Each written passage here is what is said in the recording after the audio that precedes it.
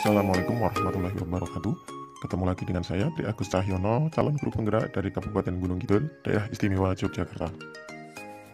Kali ini kita akan membahas koneksi antar materi pada modul 1.4 tentang budaya positif. Dari modul 1, kita telah belajar filosofi pendidikan Ki Hajar Dewantara, yaitu bahwa pendidikan untuk dapat menuntun siswa mencapai keselamatan dan kebahagiaan yang setinggi-tingginya, baik sebagai manusia maupun sebagai anggota masyarakat. Hal inilah yang mendasari seorang guru sebagai agen transformasi pendidikan menuju ke arah yang lebih baik untuk memiliki nilai dan menjalankan peran-perannya untuk mewujudkan murid dengan profil pelajar Pancasila. Perlu kita ketahui bahwa profil pelajar Pancasila adalah sebagai acuan pendidikan Indonesia dan gambaran atau proyeksi harapan yang bangsa kita upayakan agar mewujud pada murid Indonesia di masa depannya kelak. Disinilah peran guru sangat penting karena sebagai pelaksana perubahan juga sebagai model mental bagi anak. Kemudian, berlandaskan filosofi pendidikan menurut KHD dan nilai serta peran guru penggerak, seorang guru harus merumuskan visi, yaitu di mana visi yang berpihak pada murid sebagai landasan segala inisiatif perubahan dalam pendidikan melalui prakarsa-prakarsa perubahan yang dapat mewujudkan elemen-elemen pada dimensi profil pelajar Pancasila. Dengan memahami filosofi pendidikan Ki Hajar Dewantara, nilai dan peran guru, dan visi pendidikan yang jelas, maka akan terwujud budaya positif. Disinilah peran guru sebagai teladan dan posisi kontrol manajer dalam penerapan disiplin positif sebagai landasan budaya positif di kelas maupun sekolah. Budaya positif di kelas atau sekolah merupakan perwujudan dari nilai-nilai atau keyakinan universal seperti nilai-nilai yang ada pada profil pelajar Pancasila. Dalam usaha menciptakan budaya positif, kita harus memahami konsep-konsep, yaitu yang pertama adalah konsep disiplin positif. Menerapkan strategi disiplin positif yang memerdekakan murid untuk menciptakan ekosistem sekolah aman dan berpihak pada anak.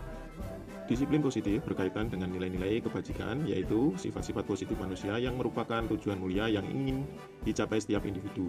Nilai-nilai tersebut bersifat universal dan lintas bahasa, suku, bangsa, agama maupun latar belakang. Dalam hal ini semuanya sudah ada pada profil pelajar Pancasila. Berikutnya adalah teori kebutuhan dasar manusia yang terdiri dari 5 kebutuhan.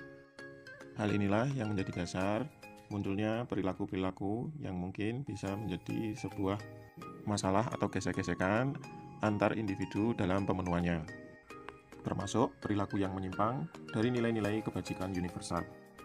Berikutnya adalah teori motivasi, yaitu kita harus mencermati dorongan apa yang menjadi murid mau melakukan sesuatu. Misalnya, apakah karena takut dengan hukuman ataukah ingin mendapatkan imbalan atau hadiah. Yang keduanya itu adalah merupakan motivasi eksternal. Dan hal itu harus dihindari karena bukan itu yang kita harapkan, tetapi kita berharap murid mau melakukannya karena ingin menghargai dirinya sendiri. Tentu saja inilah yang menjadi tujuan dari disiplin positif, yaitu motivasi intrinsik. Berikutnya adalah keyakinan kelas. Keyakinan kelas ini ditujukan untuk mendukung motivasi intrinsik dengan kembali ke nilai-nilai atau keyakinan-keyakinan lebih menggerakkan seseorang dibandingkan mengikuti serangkaian peraturan-peraturan. Untuk menciptakan budaya positif, kita sebaiknya menghindari hukuman dan penghargaan. Hukuman adalah sesuatu yang menyakitkan, bisa membuat anak sakit baik fisik maupun hati dalam jangka waktu yang lama. Begitu juga dengan penghargaan, karena penghargaan bisa menurunkan kualitas. Penghargaan juga bisa mematikan kreativitas. Penghargaan bisa mengurangi motivasi intrinsik, tidak efektif, mengurangi ketepatan, dan merusak hubungan. Berikutnya adalah teori kontrol, di mana ada 5 posisi kontrol guru. Yang pertama yaitu sebagai penghukum. Jika posisi itu sering diambil oleh guru, maka murid akan cenderung mengulangi kesalahan jika tidak bersama dengan guru. Jika guru memilih kepada posisi pembuat orang merasa bersalah, maka hal tersebut akan membuat murid merasa rendah diri. Sedangkan jika guru memilih dalam posisi sebagai teman, itu akan membuat murid menjadi lemah, tidak mandiri, dan tergantung kepada guru. Jika guru lebih kepada posisi pemantau, maka murid akan lebih menitik beratkan pada sanksi atau hadiah yang akan mendasari perilaku anak. Posisi yang terbaik yang bisa diambil oleh guru adalah sebagai manajer, karena di sini guru bisa membantu siswa dalam mengevaluasi dirinya sendiri, menentukan bagaimana cara yang terbaik untuk memperbaiki dirinya, yaitu dengan menerapkan teori segitiga restitusi, di mana guru dapat menciptakan kondisi bagi murid untuk memperbaiki kesalahan mereka, sehingga mereka bisa kembali pada kelompok mereka dengan karakter yang lebih kuat. Restitusi juga merupakan proses kolaboratif yang mengajarkan murid untuk mencari solusi untuk permasalahan mereka sendiri dan membantu murid berpikir menjadi orang seperti apakah yang mereka inginkan dan bagaimana mereka harus memperlakukan orang lain.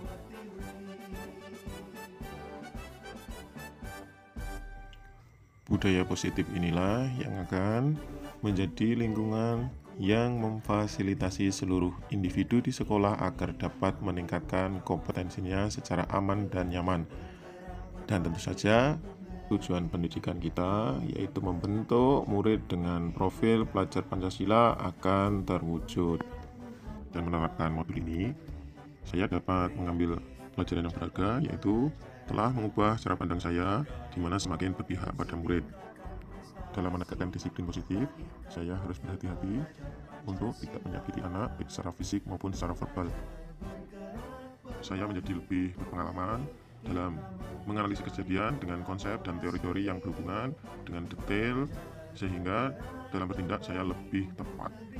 Ada perasaan lega dan bahagia karena semua menjadi pemenang. Saya bisa menegakkan disiplin positif, kemudian anak juga dapat memperbaiki dirinya tanpa merasa harus rendah diri dan menyalahkan dirinya sendiri.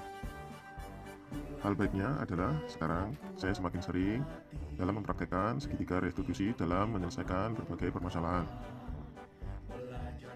Dan yang perlu ditambah atau kami tingkatkan adalah perbendaharaan kata atau diksi yang tepat, sehingga kata-kata yang dipilih itu benar-benar sesuai dengan tujuan yang kami harapkan dan bisa sangat efektif menyentuh hati anak sehingga lebih terbuka dan lebih sadar.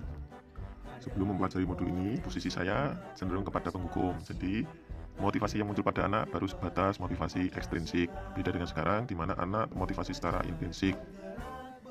Dan tahapan restitusi yang saya lakukan dulu hanya sebatas pada memvalidasi kesalahan atau menunjukkan kesalahan pada siswa. Dan hal tersebut tentu saja belum dapat mendukung dalam menciptakan disiplin positif. Selain konsep-konsep yang disampaikan modul ini, ada baiknya jika kita juga mempelajari tentang self-esteem, yaitu buah pikiran, perasaan, dan pandangan seseorang atas diri mereka sendiri. Karena ini juga menyangkut pada diri kami sendiri sebagai guru. Demikian koneksi antar materi yang bisa saya sampaikan. Ada kurang lebihnya mohon maaf. Wassalamualaikum warahmatullahi wabarakatuh.